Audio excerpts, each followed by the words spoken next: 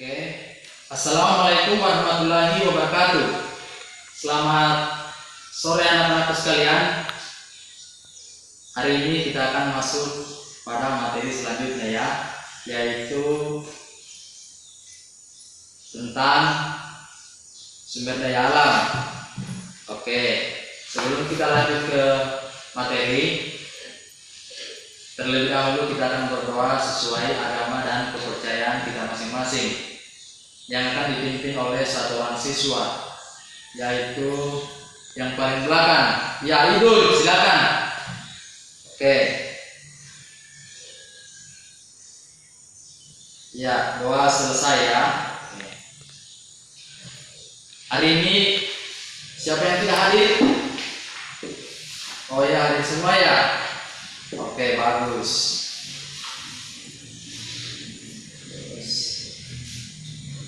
Hari ini masih semangat belajarnya, masih ya. Kita harus selalu bersemangat dalam melakukan pembelajaran ya. Jangan tidak semangat itu anak-anak sekalian. Oke, hari ini kita akan membahas tentang sumber daya alam, yang dimana di dalamnya itu ada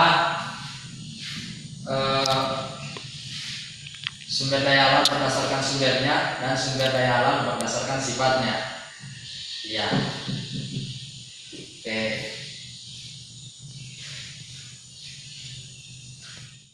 Oke, baik anak-anak sekalian, saatnya kita masuk dalam penjelasan tentang sumber daya alam. Sebelumnya sudah ada yang pernah mendengar apa itu sumber daya alam? Oh iya, belum pernah. Oke. Baik, di sini Bapak akan menjelaskan tentang sumber daya alam. Yang pertama itu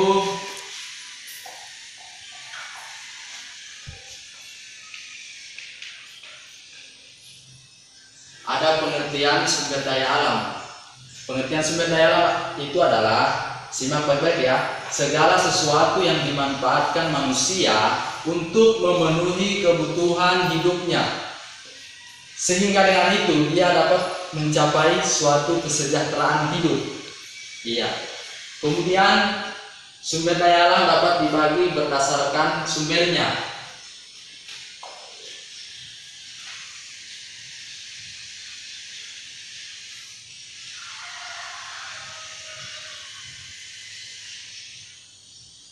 Yaitu ada sumber daya alam hayati dan ada sumber daya alam non hayati.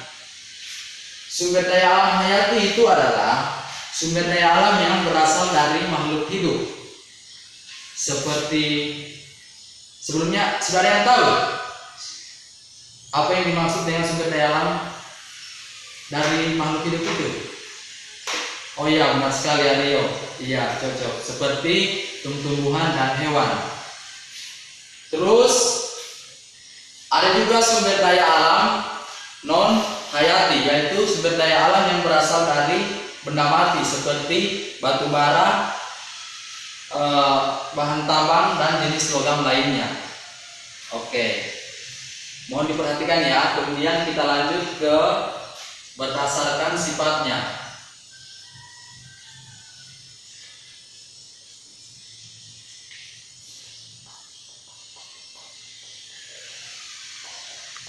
Ya, berdasarkan sifatnya di sini sumber daya alam terbagi dua, yaitu ada yang dapat diperbaharui dan ada yang tidak dapat diperbaharui.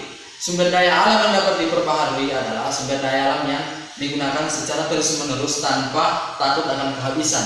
Sedangkan sumber daya alam yang tak dapat diperbaharui adalah sumber daya alam yang jika digunakan terus-menerus maka dia akan mengalami kehabisan. Iya. Contohnya bisa dilihat di sini. Sumber daya alam yang tidak dapat diperbaharui seperti ada batu bara, emas, dan jenis logam lainnya. Kemudian sumber daya alam yang dapat diperbaharui seperti matahari, tumbuhan, dan hewan.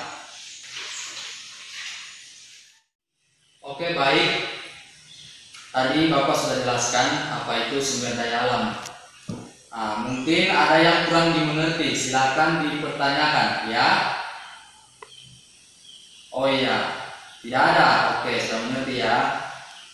Oke, di sini Bapak akan memberikan rangkuman dari penjelasan kita yang tadi tentang sumber daya alam. Jadi silakan didengarkan ya. Sumber daya alam itu yang pertama ada pengertiannya. Sumber daya alam adalah segala sesuatu yang dapat dimanfaatkan untuk memenuhi kebutuhan hidup manusia, yang di sisi lain juga dia dapat menjadi suatu alat untuk mensejahterakan hidup manusia itu sendiri.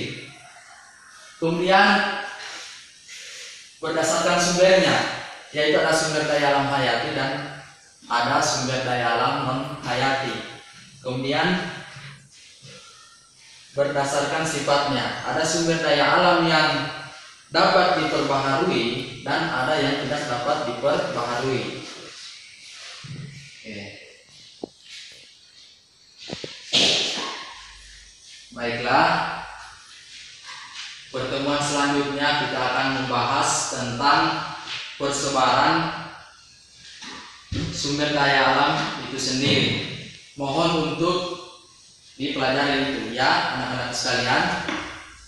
Oke, sebelum kita mengakhiri pembelajaran kita hari ini, seperti biasa kita akan berdoa sesuai agama dan kepercayaan kita masing-masing yang akan dipimpin oleh Selvi, silakan pimpin doa.